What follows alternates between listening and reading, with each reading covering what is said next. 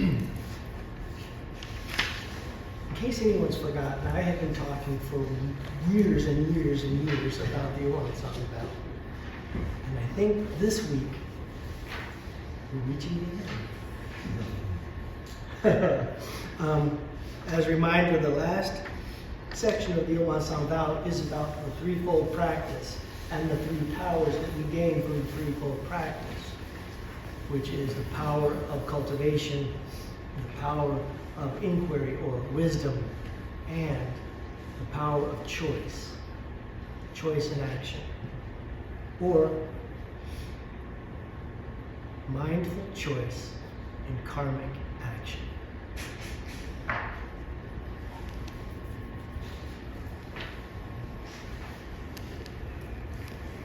Cardinal Master Chong-san, in his Dharma Discourses, Chapter 6, Exposition of Scriptures, verse 18, the Master said, as we proceed with our practice, the threefold study of cultivation, inquiry, and choice, ultimately the goal of cultivation is liberation. The goal of inquiry is great enlightenment. And the goal of choice is right mean. I saw a couple people tilt their heads. Right mean. What is right mean? Liberation, I got. Enlightenment, we're all for that. The choice of right mean, this particular translation, you've heard the middle way. Right mean is kind of another way to look at middle way. And when we say middle way, the classic Buddhist understanding of middle way, it's kind of tricky. We often want to think of it as, oh, we've got this and we want that, and we want to kind of split the mean right in the middle, like the mean in statistics. It's really something a little deeper than that. I would describe it as denying our tendency to create extremes. We have good, bad. We don't try to go through mediocre. That's not the middle way. We are transcending that duality that our mind tends to create. For instance, what's the middle way between life and death? Because we talk specifically about liberation from life and death. I can't think of a middle ground between life and death. So we must be talking about transcending life and death, finding a truth, a reality that is in the middle in the sense of rejecting the extreme points of view. Like the founding master was discussing with those students who were arguing. Students were taking the extreme views. They weren't finding the middle way. They weren't transcending these locked-in views that restrict choice. Finding the middle way is exposing and rejecting your biases. Let's go back and remember how these biases occur and how our actions are. I'm going to use the word good and bad because we have to use English to describe this. I'll get back to that. When we act well, when we act badly, when we act in ways that are beneficial or ways that are harmful, in ways that are wholesome or ways that are unwholesome. Use whatever word that works for you. We go into the world, our senses experience things. We have three things that might happen as a result. We have a positive response, a negative response, or a neutral response. Over time, these responses become hardened, hardwired in our minds and our emotions. So we experience something we find distasteful, we reject it, we push it away, we react in one way. We find things that we like, we clutch, we grab. We constantly put more and more energy toward rejecting what we don't want and grasping what we want in the effort to meet these extremes that we've created. We act. We act beneficially or we act harmfully. Unfortunately, when we go to extremes, whether good or bad, we tend to go toward harmful behaviors, harmful to ourselves, harmful to others. So, what does this mean in making mindful choice in karmic action? Let's go back to good and bad, beneficial and harm. My view that I have come to, and I'd like to submit for your review and approval, is this. We get into trouble with mindful choice and action, or doing the right thing, because our minds misunderstand what that means. How often have you said, I don't know what's right in this moment. I don't know what's wrong. I don't know what to do. Or that person did something wrong. I did something wrong. I did something good, blah, blah, punishment. This whole thing is created. I think the problem is that our tendency is to fixate on the result. We think good action is something that ends up being good. Good result must have been a good action. Bad result must have been a bad action. Now, it doesn't matter whether it's good for me and bad for you. If it's good for me, good action. Sorry for you. By the same token, something's good for somebody else, bad for us. Darn it! What are you doing? That's why that view of evaluating our actions is very tricky, really quicksand. There's nothing to stand on. So what do? We simply go back to that idea of the extremes of our mind. I submit that right action is a process, not a result. And the process is, am I recognizing my lack of cultivation in this moment? Is the sensory experience causing me to become disturbed in some way? Either disturbed in a negative way or disturbed in a positive way. I see a bag of cash over there, I'm going to knock the old lady over to get to it. Good things cause bad behavior in my life more often than bad intentions. By the way, don't forget, the road to hell is paved with good intentions. I'm not talking about intentions. I'm talking about what is my mind state. Do I have equanimity? In this moment, is what's ever happening not arousing me in a good way or arousing me in a negative way? That's how I evaluate. In this moment, am I of a mind to make a mindful, beneficial choice? 2, the second part of threefold study. Do I understand?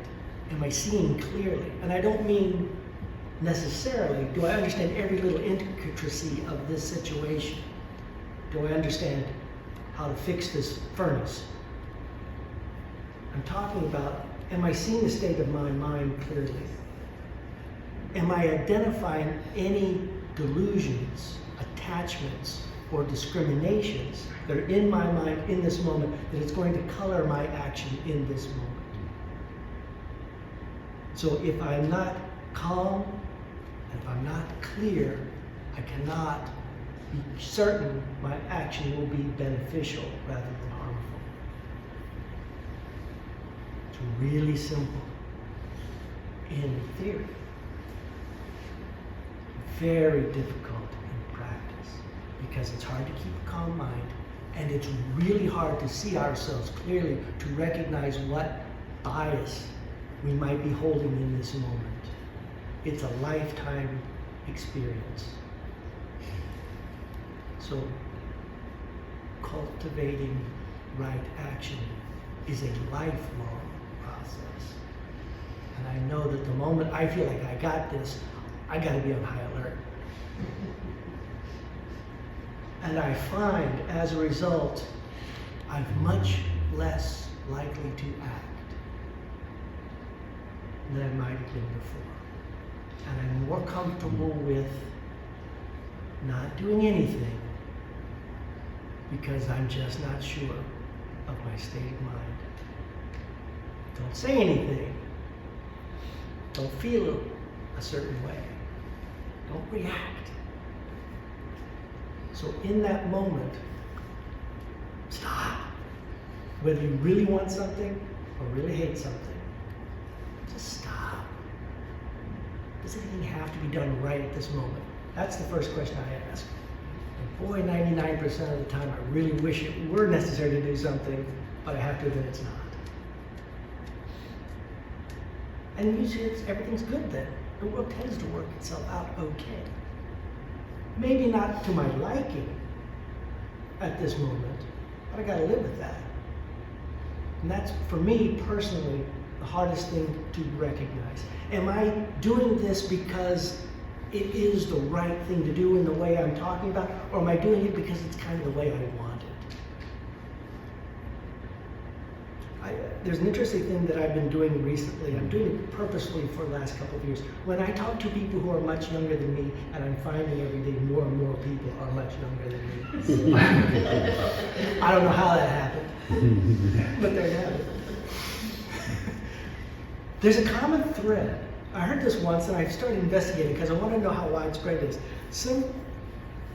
I heard someone say, a younger person, that all unsolicited advice is criticism.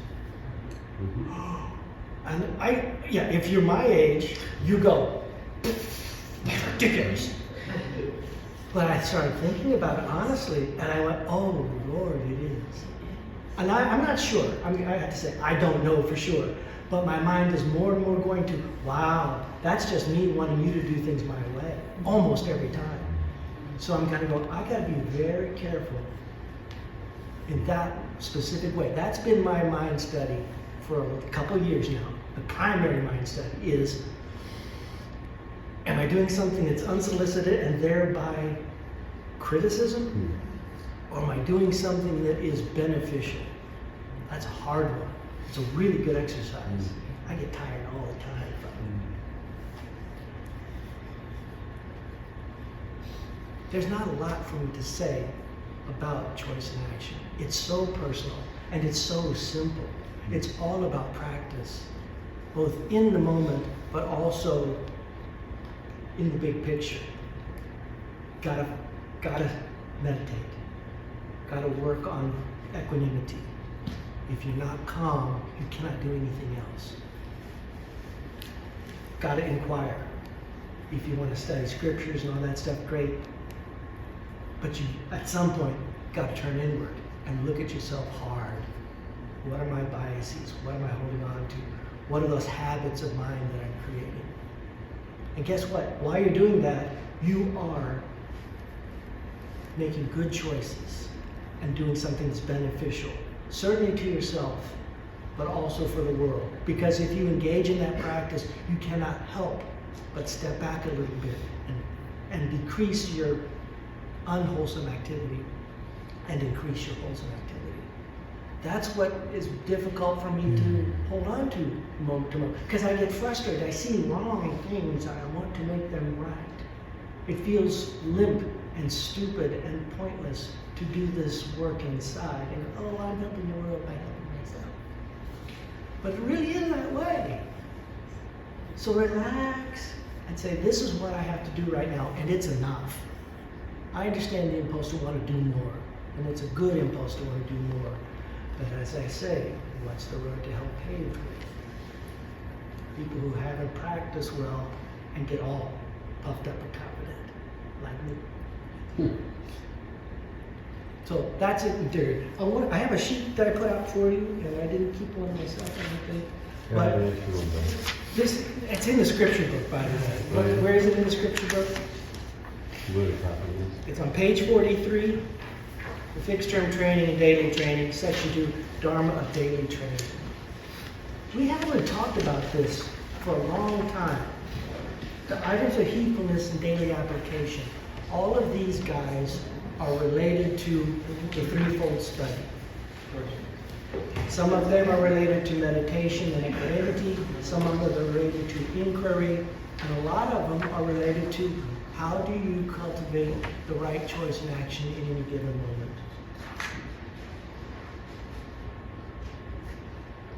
I would like to point out what Reverend Grace, the first thing I ever heard her talk about years ago was this thing that she called the 2-1-6 cycle for mindful choice and karmic action.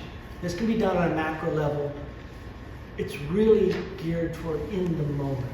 So, item 2, before engaging in an application, be heedful to study it in advance by observing the circumstances of the application. On the upper level, that is what we're talking about in inquiry. The application being, how is my mind working? In this moment, what am I holding on to? Blah, blah, blah. That's that inner work, that inquiry work.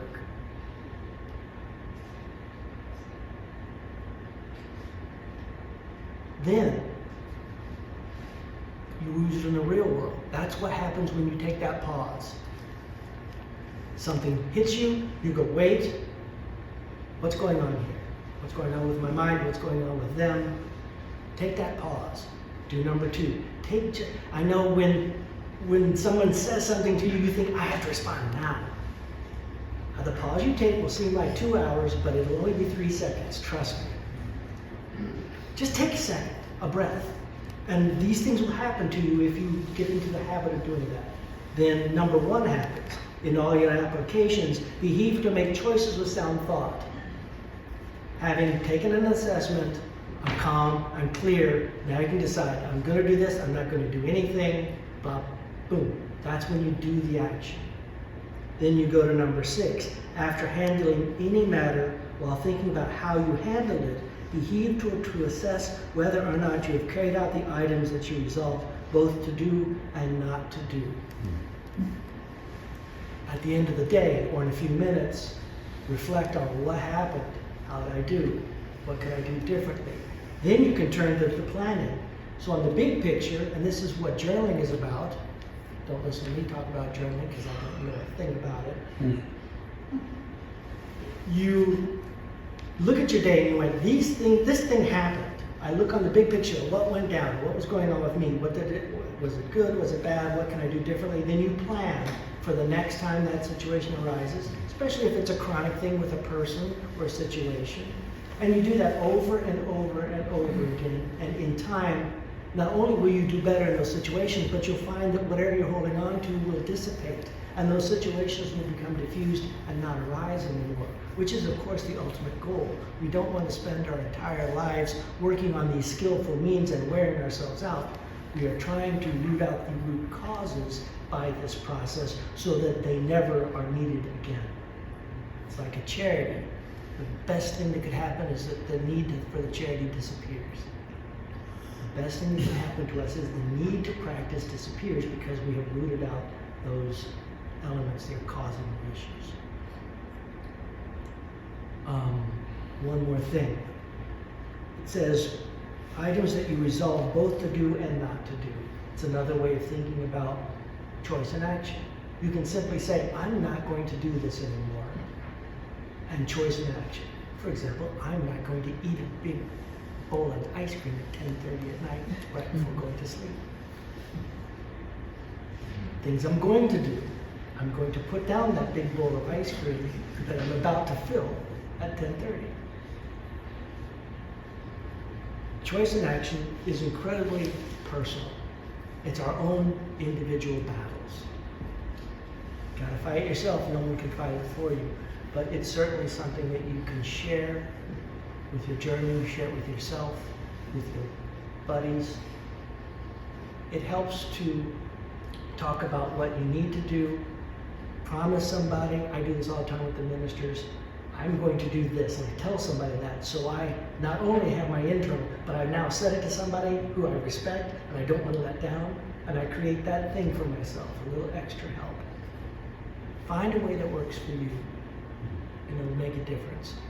Everything in this book, everything we do here, everything that the founding master taught, everything that the Buddha taught, was geared toward making us behave in a way that's beneficial, not harmful. If in the process I happen to feel better about my life and myself, That's just great. For myself, I'm doing this so I don't harm others in the way I had in the past. Not so I don't feel better. Because I trust that that will come if I do the other. In closing, I'd like to talk briefly about something that Thich Nhat Hanh wrote that has stuck with me for years and years and years. He says in one of his meditations, everything is of the nature to change.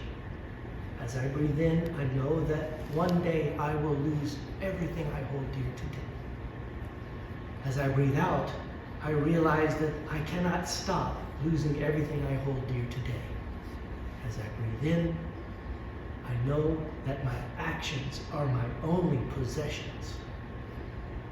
As I breathe out, I vow to bring benefit to my beloveds. Thank you.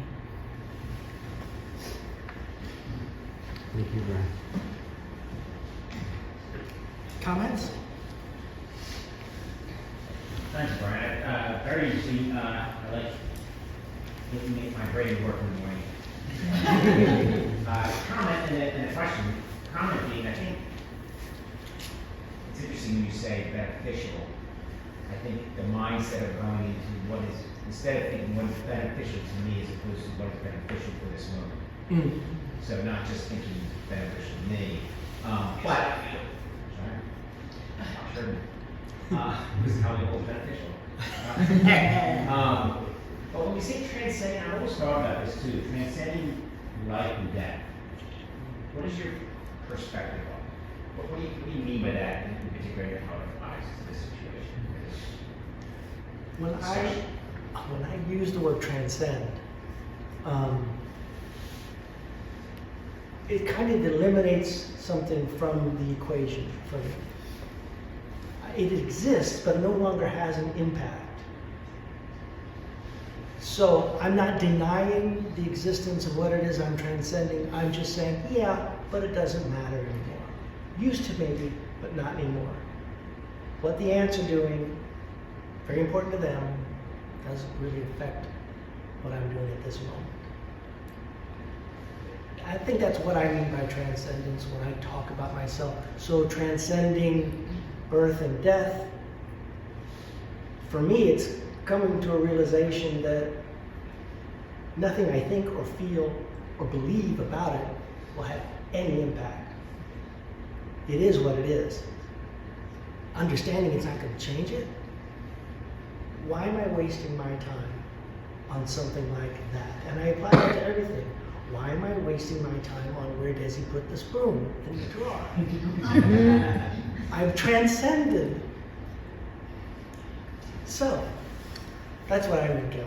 I think there's also that part in the beginning of the Won Song vow. The beginning of the In Song vow. This is, at the beginning of the Won Song vow, he says, the realm of samadhi, beyond all words and speech. It transcends being and non-being. It transcends both being and non-being. So in that realm, like when you're in deep meditation, there's a kind of unity that is beyond discrimination. And in that realm of, where there's no discrimination, then there is no birth or death.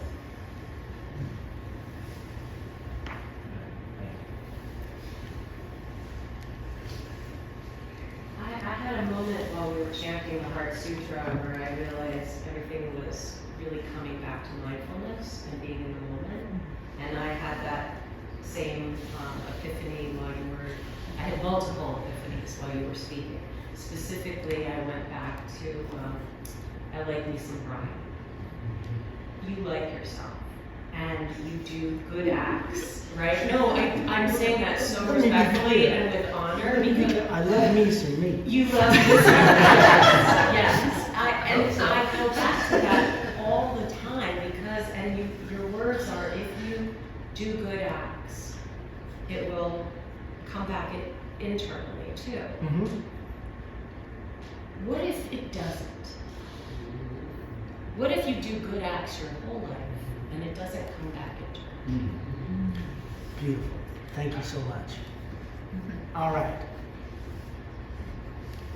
The entirety of the Diamond Sutra deals with this. It's hard to read, but it's beautiful. I'll use charity. That's the Diamond Sutra's central theme is charity. What is charity? And it goes over and over again, hitting charity at different angles to let you let go of your ideas about charity. What it says is any sense of giving, any sense of receiving is not charity. Charity is not transactional. Good works is not transactional.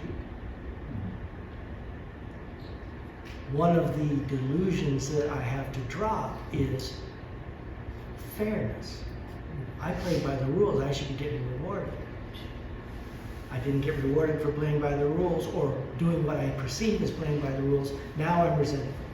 So it not only it keeps you from doing good works, it causes bad works because now you resent the person that didn't reciprocate. So there's this entire web just from the idea of give and take, transactional benefit, harm in that way. So Reverend Joe used to always say, the left hand is pulling the right hand out of the fire. There is no one receiving benefit. There's no one giving benefit. Because we have created this idea of two separate things. And this is why it comes back to me, and this is my view of karma right now. It is a misunderstanding for me to think that somebody else is separate and that if I do good for them, somehow, someday good will come back to me. It creates a false separation. The good happens when I do the good deed because I am not separate from that person. I am benefiting the whole. I get the karma instantly, whether it's good karma or bad karma. To think of it as a journey somewhere and then back is to misunderstand the fundamental nature of the relationship. The benefit is in the doing. The benefit is in the process. Again, it's not outcome related. Anytime I start splitting into outcomes or this and that, the playing field's been corrupted. I always have to think, I'm doing this because I'm doing this. My mind is clear, my mind is calm. The process is working. Let the result happen. I'm confident in the process. Yeah, but it's hard for me to grasp that in a certain way, that it's not transactional, because there seems to be an intention and some kind of way of engagement that involves like taking some action. So it's not like being asleep or being in a coma. It's like there's some intention, there's some motivation, there's something that moves into action. So in that way, it seems transactional to me. It seems hard for me to kind of conceive of that not happening in that context or in that it is process. I just want to like myself more, Barry. You're getting real deep. Oh no, I'm not talking about. I'm talking about myself, Ben. You know, it's like this whole notion because it seems interactional, and it's nothing to do with what you said. It's my own stuff, you know, in terms of like trying to, because it does seem like when I do something, there's something motivating me. Either I'm looking to be selfish and self-indulgent, or you know, I'm looking in some way to cause or to have a beneficial effect, to be kind, for example, or you know that there's some act of kindness and then leads to a sense of well-being, not only for myself but for those around me. So it's hard for me to kind of not see that that's interactional or transactional or somehow cause and effect, you know?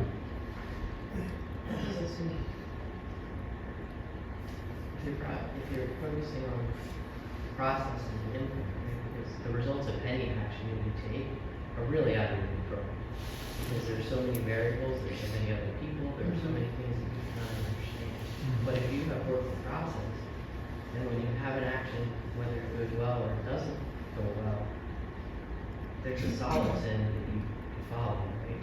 I learned that, I forget who said it, but it was basically like things that feel urgent are rarely important, and things that are important rarely feel urgent. And I've been working over time, and I'm still terrible at it, but when I feel that body sense of urgency, 110% of the time, it's me trying to end the situation because I can't take it. So when I can stop, like you were saying, and say, what is really asking me what I'm doing right now? Often it's not that much. Yeah, thank you. That's beautiful. I think what this puts me back to why I'm so reluctant to act now, because I recognize what you're saying, and it causes me to say, no, I'm not clear. Forget that.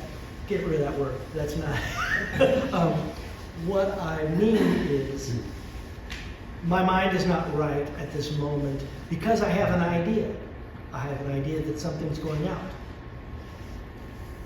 I can't trust that. I have an idea that there is going to be a result. Regardless of whether it's a result I intend or not, this idea of two things, start, finish, cause, and effect, is only a superficial framework that we put on what's going on.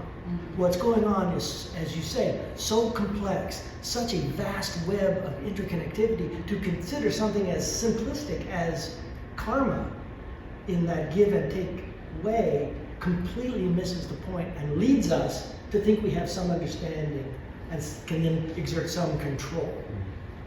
Command and control is the real dangerous part of this whole idea thing. Because when we get an idea, we think we know, we think we can control, we think we can act, and things go off the rails.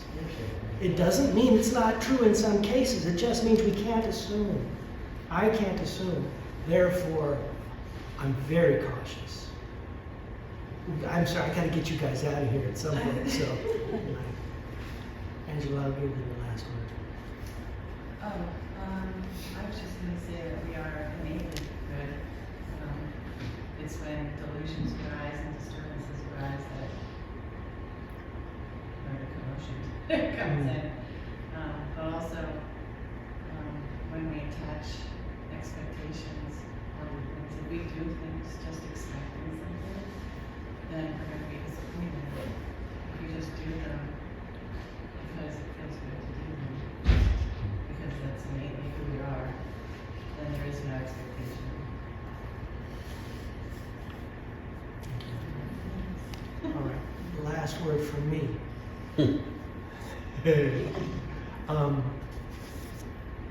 Maybe the point I would like you to take out, just for the week,